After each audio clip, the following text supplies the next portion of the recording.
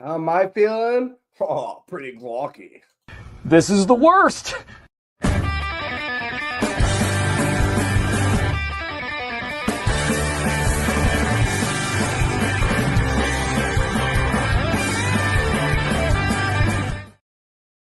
Motazita Banakasi. Welcome into the Worst Fantasy Show. I am your host with the least, Jack Lucenay, coming to you a little bit early on this fine Wednesday evening. We got our first snowfall up where I'm at in Saint-Jérôme, Quebec. But more importantly, this is the final week of the fantasy football regular season. We are all aching to see what it will take to get us into our fantasy football playoffs.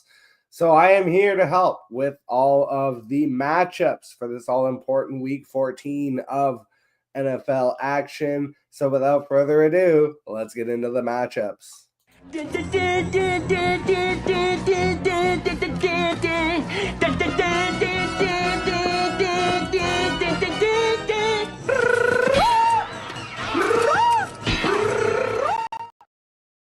So arguably, we get the best game of the week right off the bat on Thursday Night Football, when the Green Bay Packers take on the Detroit Lions in Detroit. It's a 51.5-point over-under. And, the NFC North has been extremely competitive. The Vikings, the Packers, and the Lions all have winning records. I believe the Packers are 9-3.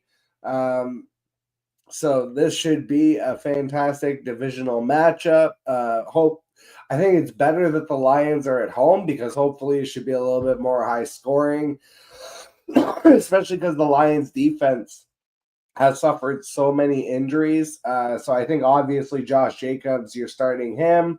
I think for a tight end start, you could do worse than Tucker Kraft. Jordan Love clearly in your lineup.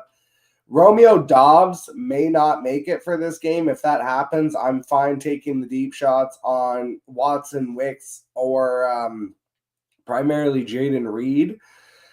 If Doubs plays, that's where I'm limiting myself, I think, to Jaden Reed.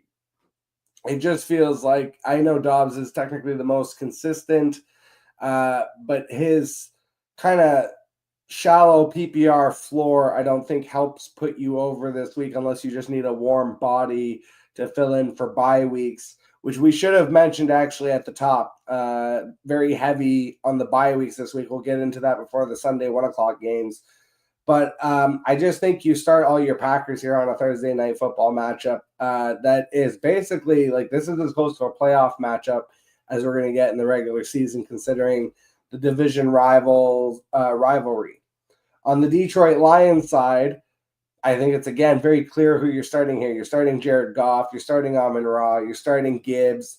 David Montgomery is interesting as long as he practices, even in limited capacity and plays.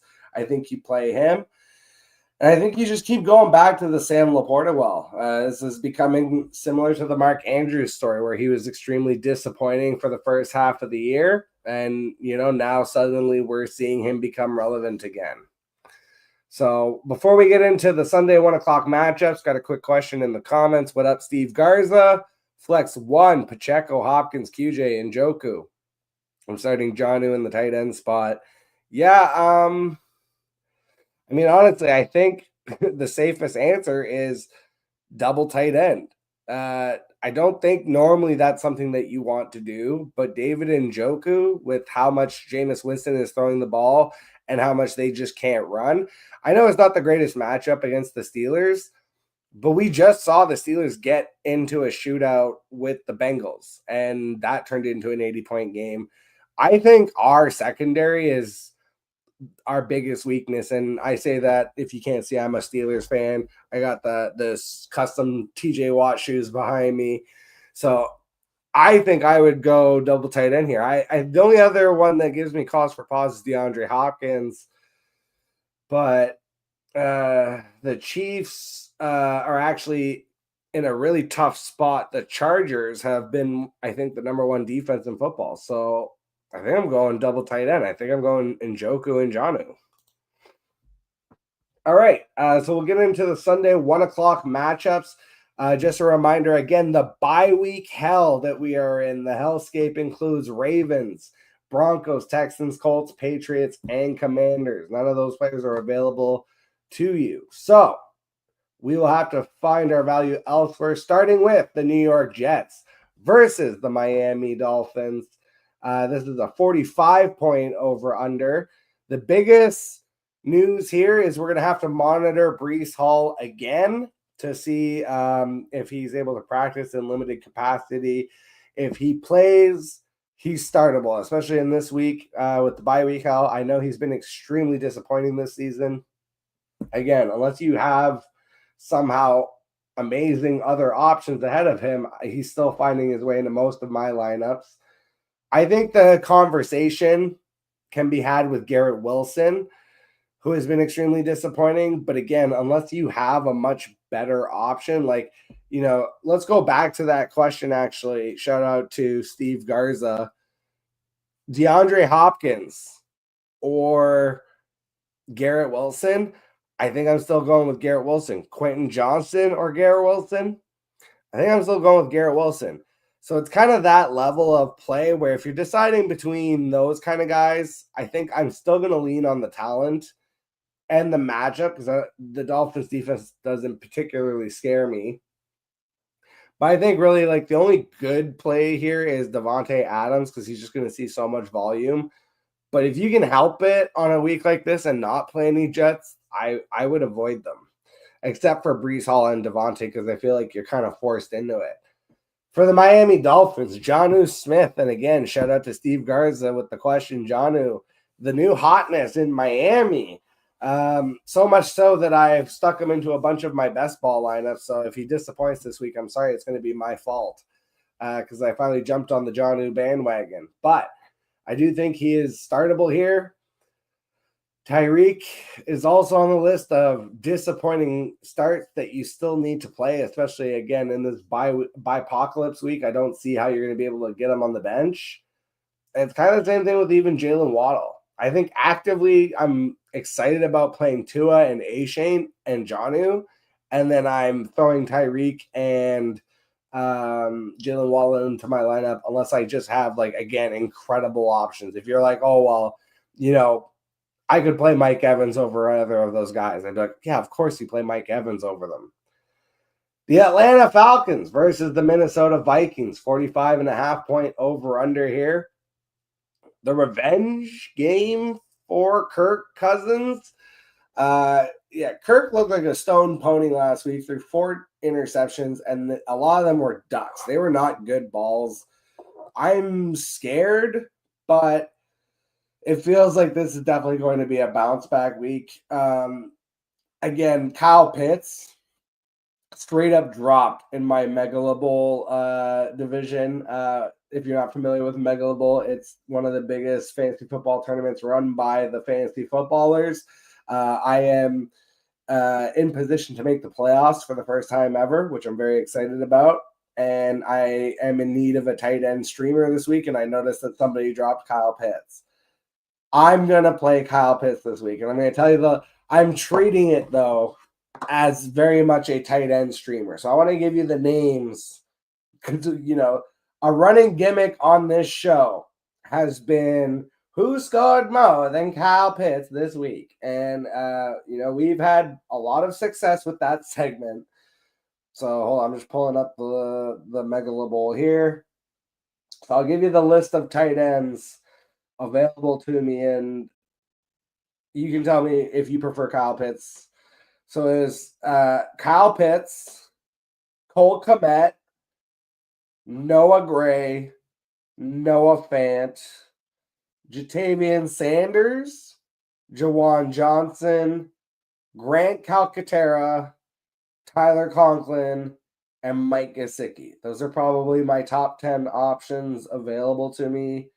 So yeah, I think in that situation, as horrible, as abjectly terrible as he has been, and even though he straight goosed last week, which is the second time he's done it this season, by the way, because he did it against New Orleans in week 4, where he had 3 targets, no receptions. And now last week against the Chargers, only played 41% of snaps, a season low. So I'm going to hope and pray for some kind of a bounce back, some kind of involvement against Minnesota. I think the only one you start really is Bijan with confidence. You start Drake London because of the volume. Again, I think even in this bye week hell, there's better streaming options than Kirk Cousins. Like, I would rather take the chance at this point on Jameis Winston in a terrible matchup over Kirk Cousins, I think. So really, again, if you can limit yourself to Drake London and Bijan, by all means. Darnell Mooney hasn't been coming through anymore. Ray McLeod, if you're in a really deep league and you just need a desperation fill-in body starter, he's worth a look, but that's about it. On Minnesota side, you're going to obviously start Justin Jefferson, Aaron Jones, Sam Darnold. TJ Hawkinson is still very much a start. He just got kicked in the munt last week. Johnny Munt stole his touchdown, so I'm still very much he's in play for me. And Jordan Addison, even in a matchup like this, I'd be fine with it, especially, again, bye week hell. If you need the upside shot, I'd throw him in the lineup. The probably worst matchup, I think, of the week. Go fuck yourself. The New Orleans Saints versus the New York Giants. There's nothing new about either of these teams. There's 2 old busted teams right now. The Giants can't figure out if they want to start Tommy Danny DeVito. Hey, I got injured over here. They can't decide if they want DeVito or Drew Lock. I don't want anything to do with the Giants. Desperation mode. Again, deeper leagues. You can throw Darius Slayton in and pray. Wandale and pray. I would still play Tyrone Tracy. I think Tyrone Tracy is the only one that I would actively play this week because bye weeks are going to be rough. There's not going to be any really running backs on waivers except for Isaac Guerrero, who has by now already been claimed. So I think Tyrone Tracy is the only startable asset on the New York Giants. I'm Malik Neighbors, like in PPR, but don't expect much. On the Saints side, without Taysom Hill now, this is Alvin Kamara, MVS, and that's it. And, if you want to start Derek Carr for a floor of 15 fantasy points and a ceiling of 20, I guess by all means, I would honestly start Bryce Young, I think. No, the matchup's too good. I think you play Derek Carr over really bottom level plays, if you have a New York Giants quarterback, if you have Aaron Rodgers, that kind of thing. I would play Kirk Cousins over Derek Carr. Even as bad as Kirk was last week, hoping for the bounce back, because he has a better ceiling, I would take the chance on Kirk Cousins over Derek Carr. So that's just to kind of give you an idea of for me, this is Kamara, MVS, and get out because the tight end room. Actually, you know what? Jawan Johnson, I think, is worth a look because he's more of a receiving type. Foster Moreau might still get more involved now that Taysom is out. But I do think Jawan Johnson should see an uptick in targets, and so he might be worth a stash and a play in deeper leagues. Next up, the Carolina Panthers versus the Philadelphia Eagles. This is a 45.5 point over-under. Start all your healthy Eagles. Saquon, he's in. Jalen Hurts, he's in. Goddard is interesting. Goddard on the injury report, not sure if he's going to play. I'm not chasing Grant Calcaterra unless it's a DFS site where you're getting that super base level tight end price so that you can fill out the rest of your roster. I'm not chasing that. For me, this is Jalen Hurts, AJ Brown, Saquon next. On the Panthers side, I don't think this is a terrible matchup for Chuba Hubbard. I don't know if you can bench him. If you have the option, take it. It's just really a bad matchup for running backs. I think Adam Thielen, by necessity, you can play him. I wouldn't start Bryce Young, even though Bryce Young looked a lot better last week. I still think this is setting up as like a potential beatdown. Having to go on the road into the Eagles building the way the Eagles are set up. I think this could just end up being like AJ Brown and Saquon walk over this team. Next up, the Cleveland Browns versus the Pittsburgh Steelers, 42.5-point over-under. Do we get another sneaky shootout game? We saw it with the Pittsburgh Steelers and the Cincinnati Bengals somehow hitting an 80-point over-under, which was fucking crazy. They went over 80. So do I think they're going over 80 with the Browns and the Steelers? Probably not. But if there's a quarterback who can fuck around and maybe find out, Jameis Winston might be it. I would start Jameis over Bryce Young, Derek Carr, New York Giants quarterback, New York quarterback. Fucking whether it's the Jets or the Giants, just Jameis over New York quarterback. Mac Jones. I think you could have a debate about Will Levis because of a potential floor against the Jaguars, but Levis hasn't hit a ceiling that Jameis has hit. So, I think Jameis is a great ad right now, and I would play him even in a terrible matchup against the Steelers. I think because of that, and because of the volume, you still go with Judy and Njoku, and even Elijah Moore is just getting like 10 targets a game. And it's because they can't run the ball. Nick Chubb, Nick Chubb is very much like a story point, and it's very nice that he was able to come back. He does not look like his old self.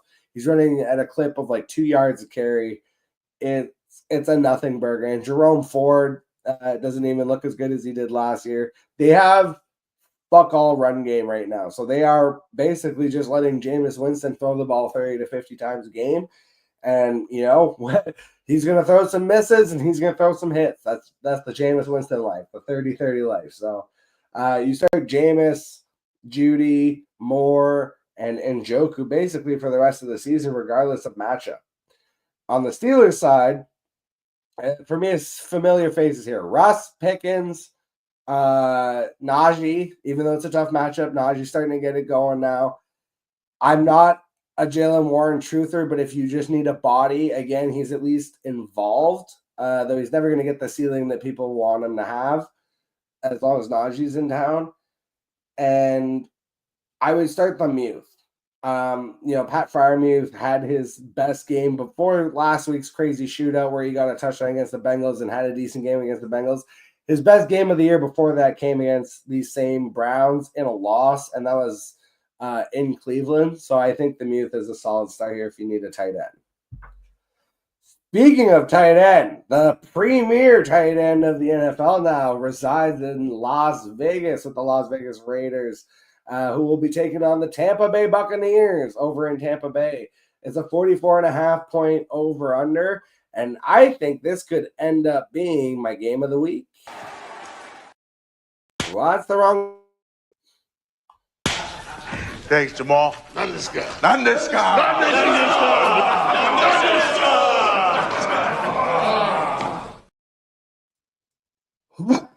I almost fucked up and I almost hit the drop for worst game of the week. But no, this is supposed to be our game of the week, low key. Las Vegas Raiders versus Tampa Bay Buccaneers. And you're telling me, Jack, what the fuck? Who are we starting on the Raiders? Well, I'll tell you who you're starting. I actually like Aiden O'Connell this week. I think what I saw from him against the Chiefs and what I thought about him going into the season anyways, I think Aiden O'Connell is an above average NFL quarterback. Let me be very specific. I don't think he's good or even great or any of those kind of hyperbolic statements. I think he is exactly what I just said.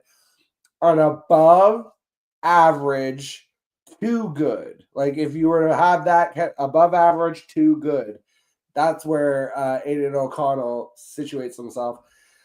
And in a positive matchup like this, like I'll play him over every quarterback. I just said I'll play Jameis over. Like, I wouldn't.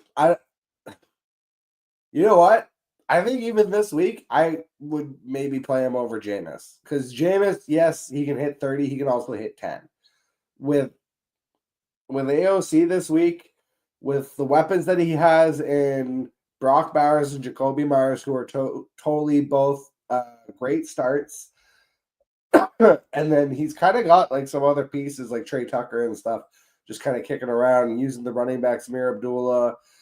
You've got this guy, Sincere McCormick, who I think is a stash. And if you really just desperately need a body for running back, okay, you can play him in deeper leagues. But like, he's more of like a bench stash, I think. But again, I really like Brock Bowers. I really like Jacoby Myers. And I like AOC in this matchup. I would play him above a lot of like tertiary level quarterbacks. I mean, Mac Jones, for example, is now going to be starting for the Jags. I'd play AOC above him. Tampa Bay side, again, familiar faces. There's an argument to be made against Cade Otton. He couldn't even get it done last week against the Carolina Panthers, who are ranked dead fucking last against fantasy tight ends. But I mean, unless you, again, this is the running theme of a week when you have 6 teams on bye, unless you have a much better play than Cade Otton, don't get cute and try and start fucking Tyler Conklin above him. But I think, Mike Evans, you're comfortable. You can play Baker. Baker Mayfield hasn't been quite as good, but it's because they've been leaning on the run. Bucky Irving is the one to monitor here. He's kind of downplaying his hip injury. He was also nicked up in a couple other ways. If he is even limited all week, if he plays, I'm still going to play him, but I'll be much more interested in Rachaad White if Bucky Irving is limited all week and plays in a limited fashion. If he's out for any reason, you can still play Rachaad White, but I also think you can play Sean Tucker. So if you want to stash Sean Tucker right now and just see if maybe, Bucky Irving kind of surprise pops up on the injury report later this week as, it actually turns out he was more injured than we thought. And, we might have to hold him out a game. Sean Tucker could definitely be worth a spot start if Bucky Irving should miss. So he is worth at least a stash and a hold. But otherwise, I like Rachaad White kind of regardless. I just don't think you can mess around with any of the other receiving options here. I think it's Mike Evans, Cade Otton if you're really desperate and you don't have a better option, and then the running backs, and obviously Baker. And last up on the afternoon slate, we have the Jacksonville Jaguars versus the Tennessee Titans, 39.5 point over under. This is a gross game. I think Will Levis is startable. Again, this is assuming you don't have a better option. I think Calvin Ridley could bounce back this week. I like Tony Pollard here. And that's about it. I don't. Oh, NWH. You know what? At this point, it's like it's been every fucking week for 8 straight weeks. If you're in a deep enough league, just throw NWH in your lineup. If you know who I'm talking about, that's Nick Westbrook-Akine. I have been the one to be like, don't chase his random touchdowns, but it's like when it has been 8 straight weeks, I know at some point it has to end, but it's like, well, now you've got to ride the streak until it's over. But yeah, otherwise it's pretty much Levis, Ridley, Tony Pollard. On the Jacksonville side, I mean, Mac Jones is competent, so you can still start Brian Thomas Jr., you can still start Evan Ingram. I'm not fucking around with the running backs. And honestly, I don't want to have to start Mac Jones because Tennessee, even though they have been looking pretty bad on defense, they're normally a good defense, and at home against a division rival, I could see them showing up and just kicking the shit out of the Jags here in a big spot. All right, let's get into the 4 o'clock games. We got the Seattle Seahawks versus the Arizona Cardinals, 45.5 point over under. This should be an exciting game. DK Metcalf is one to monitor. He's dealing with all kinds of injuries. It's a shoulder, it's his knee, he tweaked his knee, it's fucking head, shoulder, knees, and toes with this guy.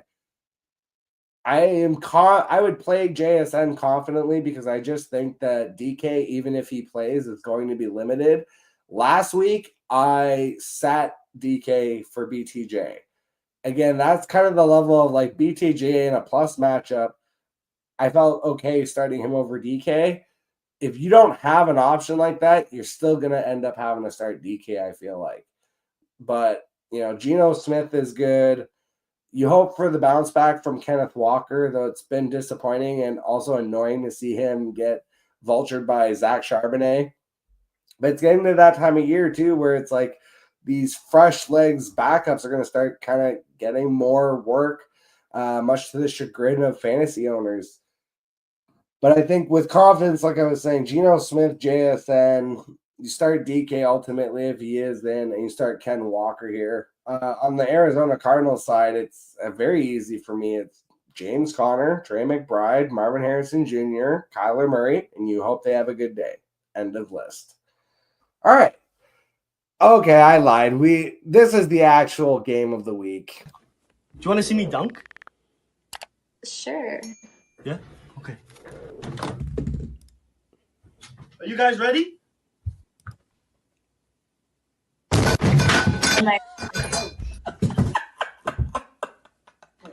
I'm okay. No, don't worry.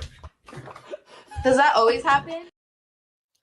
The Buffalo Bills versus the Los Angeles Rams. And no, it will not be a snow game because this will be in Los Angeles. A 48.5-point over-under. Josh Allen versus Matthew Stafford. Amari Cooper versus Cooper Kupp. Battle of the Coopers. I don't think you can actually start Amari Cooper, but I don't know. I have him in Megalable, and I've had him on the bench for like 6 weeks straight because I haven't trusted it, to be honest. And I don't think with my fantasy playoffs on the line that I would trust it this week unless I just didn't have any other options. And maybe he has the crazy blow-up game this week, but I think Josh Allen and James Cook is all you want from the Buffalo Bills. And their defense, just not this week. On the Rams side, it's, again, familiar faces. Cooper Kupp, Puka Nacua, in. Kyron Williams, in. Matt Stafford, in. Boom, we're done. Great matchup, just not a lot to talk about. Buffalo Bills versus Los Angeles Rams. Just play your guys that you got. All right, the Chicago Bears versus the San Francisco 49ers. 44.5-point over under the final game of the 4 p.m. slate. Caleb Williams has been looking much better, at least for fantasy football as of late. They looked like fucking idiots the way they lost that game last week. But for fantasy football for 2 straight weeks, Caleb Williams has looked just fine. Also, we've seen the resurgence of DJ Moore during that time, thanks to the evisceration and the exile of Shane Waldron from this team. And now they let go of Eberflus. I don't think that matters too much for the offense. I think they're going to keep doing what they're doing for the rest of the year. So I like DJ Moore here. We've seen DeAndre Swift fade. And this is still a tough matchup, even though the Niners are very clearly out of the playoffs at this point. I just think that unless you have, again, a much better option, I probably am still starting DeAndre Swift. And, you pretty much are starting. If Keenan Allen's in, like you start Keenan Allen and you can't start Rome and you can't start Cole Kmet, really. If Keenan Allen misses, though, it seems like his extra work it does get split pretty evenly between Rome and Kmet, and then they both become startable assets. It really does feel like this offense would kind of be better without Keenan Allen. As much as Keenan Allen is like a great player, it's just like you would have DJ Moore and then Roma Dunes and Cole Kmet kind of all participating more in this offense. But as far as who you're starting, yeah, I think you DJ Moore, Keenan if you're really desperate. I don't really think you can start Cole Kmet. Like, again, I just said Kyle Pitts and Cole Kmet are on waivers in Megalable, which is a huge tournament league.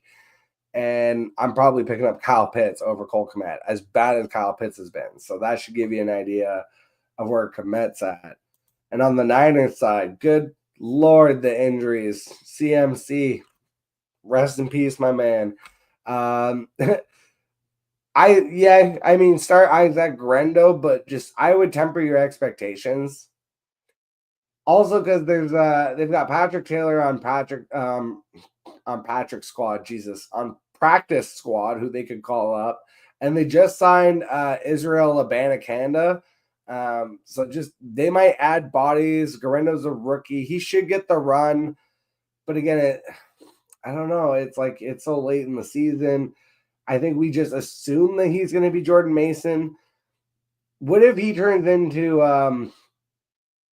who am I thinking of? Because I drafted him in Dynasty and he turned out to be a fucking nothing burger. Chat, hit me up if you guys can think of the running back. Was it Trey Sermon that was drafted super high by the 49ers and turned out to be a complete dud before he went to Indianapolis? Is that who I'm thinking of? Or is that another guy? They just always were drafting huge guys. It was like a big body dude who's going to like the second round of rookie dynasty drafts. Anyways, I guess start Guerrero, start Kittle. I mean, you can't really do anything with Debo, and this isn't a great matchup for Brock Purdy either. If you can somehow manage to bench him, I mean, you'd have to have a really good option to do it. I'll give you one, though. I actually think this week AOC probably outproduces Brock Purdy. So if you need a spot start to cover for Purdy this week, I think AOC could actually do it for you. All right, we had a question in the comments. Jonathan Mateo, Judy, Ladd, Cup, Higgins, Smith, O'Doones. Which three do I start? Judy, Cup, and Higgins. Because Smith, if you mean I'm assuming that's Devonta Smith. I don't think Devonta Smith is going to play. O'Doones is not a thing with Keenan Allen taking up too much volume. So you take the shot on Higgins for the huge game. Obviously, Cooper Kupp, he's your stud. You start him no matter what. And as much as I love me some Ladd McConkey, he's dealing with his own injuries, has a kind of a rough matchup against Kansas City. So I'm tailing Jerry Jeudy and his million targets from Jameis Winston. So, Judy, Cup, Higgins. Final answer. Boom. Hey, thanks for the question, by the way. All right, we got 2 matchups left here. We'll get into some streamers, and then we'll get the hell out of here. We were just talking about it. The Los Angeles Chargers versus the Kansas City Chiefs. This is the Sunday night football game. 43.5 point over-under. On the Chargers side, officially, we have lost J.K. Dobbins, just like we've lost so many throughout the year. So I think, Justin Herbert, sum of all parts, he's a great start. You start him no matter what. Also because the Chiefs defense hasn't been as scary against the pass. We just saw AOC kind of take advantage of them. So I like Herbert. I just don't like having to guess which of his receivers is going to have the good game, except for Ladd McConkey, who is kind of like the guy. But like I mentioned, is now dealing with his own injuries. Assuming Ladd suits up, you can still start him. You can start Justin Herbert. I don't know if I want to start anybody else in this matchup because especially Gus Bus could, end up running into a brick wall that is this Chiefs defense. The Chiefs, this is, again, a really shitty matchup. You can start Mahomes, DeAndre Hopkins, Travis Kelce, and temper your expectations. The running backs now, they're officially dead because if Pacheco's getting enough work to take away from Kareem Hunt, they're both fucked. So basically, you're back to starting Mahomes, Kelce, and Nuke. And then not only that, but it's you're hoping Noah Gray's not vulturing your Kelce touchdowns, and you're hoping that, this game is high scoring, and I don't think it will be. I think the Chargers defense is really fucking good, and this is a divisional matchup. I think on a 43.5 point over-under, this hits the under, and that's gross to say. So I'm actively trying to avoid this matchup if I can, but again, running theme this week with 6 bye weeks. If you have a better matchup or a better player, then play them, but otherwise, you're kind of stuck starting who you got. Finally, we get into the last matchup of the week. The Cincinnati Bengals versus the Dallas Cowboys. It's a 48.5 point over-under for Monday Night Football. Your entire fantasy football season could come down to Cincinnati Bengals versus Dallas Cowboys. And that makes Cooper Rush a good starting option this week. You know, you just talked about Patrick Mahomes. If you just ignore the names, I would put money. Like, I'll bet $20. Anyone wants to take me up on it, $20 says that Cooper Rush scores more fantasy points this week than Patrick Mahomes. And the thing is, probably nobody's going to take me on that because they're like, yeah, the Chargers are like the number one defense. And we just saw the Bengals get slaughtered by Russell Wilson. So it'd be a stupid bet to take. That's how bad this Bengals defense has been. And especially if CeeDee Lamb is going to play, which I think is nonsensical. I just want to put that out there. Like, CeeDee Lamb should 1,000% not be starting anymore for the rest of this season. This is what, like, a lost season for the Cowboys. I think the only person who can't admit that to himself is Jerry Jones, which, quite frankly, for the Dallas Cowboys is the only opinion that matters. And so they're going to keep playing their players for as long as Jerry basically tells them to. So, assuming that CeeDee Lamb is in this game, which I do think he will be, because, again, this is a stupid fucking team run by a stupid man, unfortunately, at this point in his life and this stage of his career and this stage of what this team's operations are. Yeah, I think CeeDee Lamb plays. So you play Cooper Rush, you play CeeDee Lamb. You can take your dart throws on Brandon Cooks and Jalen Tolbert and hope they find the end zone. You can even throw in fucking Ferguson if he plays or Schoonmaker if he doesn't. Like, just any piece of the Dallas passing offense I want in this game. Especially if I'm in bad situations where it's like, I need a spot start quarterback this week. I need a spot start. I need a fill-in wide receiver. Like, yeah, give me fucking Cooks or Tolbert. I'll take my chances with either one. It's coin flip of who's going to find the end zone, but I bet one of them does. So, yeah, Rush, Cooks, Tolbert, they're all in play. And then, you know, Rico Dowdle, I think, is even a solid running back play this week. So it's like, as bad as the Dallas Cowboys season has been, they might save your fantasy season if you're in need. On the Bengals side, it's like, it's very obvious. You're starting Chase and Higgins. You're starting Chase Brown, who's been a revelation for their backfield. And you're starting Joe Burrow. The only one who, unfortunately, you can't really start is Mike Gesicki. Gesicki's problem is he needs either T. Higgins to be out or he needs all the other tight ends to not do anything. And the odds of both of those things happening in this game are low, so I wouldn't play him. I would just stick to your familiar faces with the Bengals. Jonathan's got another question for us. Bucks or Titans defense rest for this week and for the playoffs? Well, Jonathan, give me 1 second to answer your question, my man, because we're about to get into the streamers. Don't tell me. We're about to go over a huge waterfall. Yep. Sharp rocks at the bottom? Most likely. Bring it on.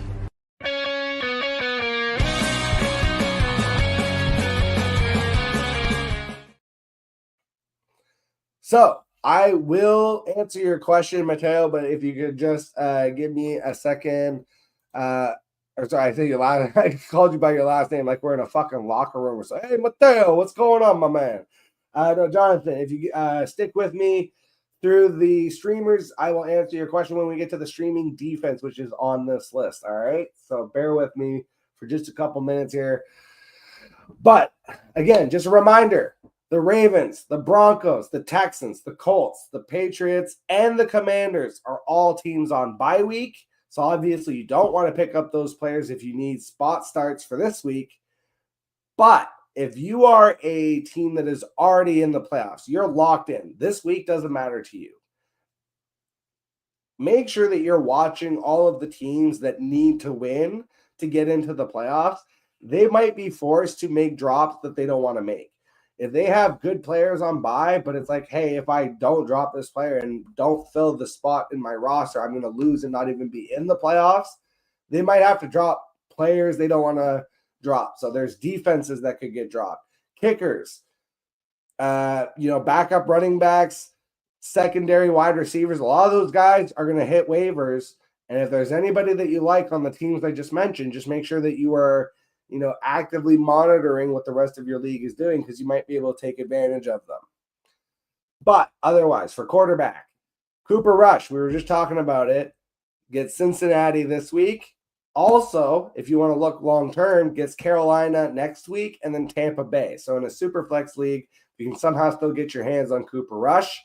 Even in a single quarterback, though, you could do worse than spot starting Cooper Rush. Again, if you're dealing with injuries, you have Lamar or Jaden Daniels on bye this week, something like that. I really like Cooper Rush. Spot start just for this week. What we were just talking about, where it's like you have Lamar or Jaden on bye. Derek Carr against the New York Giants. That's like a guaranteed 15 fantasy points. I also like Will Levis this week against Jacksonville. Kind of answering your question early, Jonathan. This week against Jacksonville is a good play for Titans defense, but then next week they have Cincinnati. I'm not doing that. And then even in week 16, they get Indianapolis. Indianapolis is a good enough offense. I don't want any part of that either.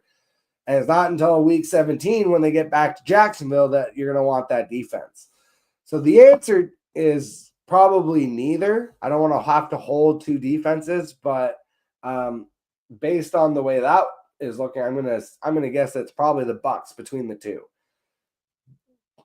And then we talked about AOC. I keep saying just AOC, but it's Aiden O'Connell if you're not familiar, for the Las Vegas Raiders. I actually like him as a starter. For running backs, running back is rough in these streets. That's why I was saying Sean Tucker needs to be stashed at the very least, simply because if Bucky Irving, who's dealing with at least some kind of hip injury or something or another, if he can't go for any kind of reason or is like limited or whatever, you might be able to throw Sean Tucker in as a spot start. And since we're talking about Sean Tucker, this week against Vegas and then next week against the Chargers, and then they get Dallas and Carolina.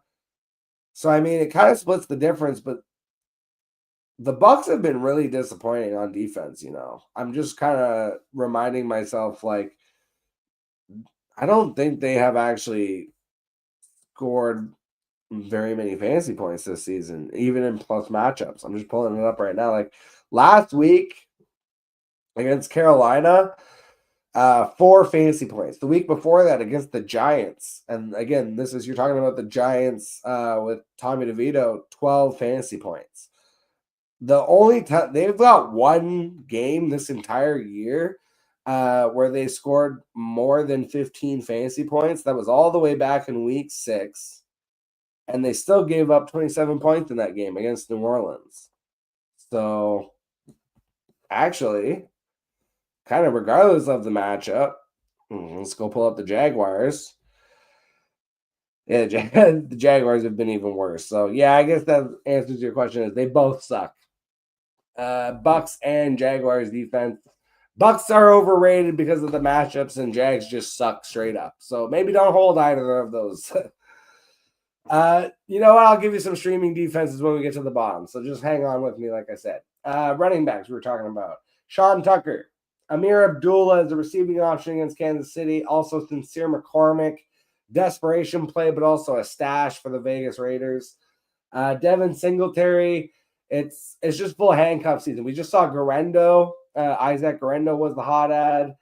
And now they've added Anaconda, who's going to be another hot ad.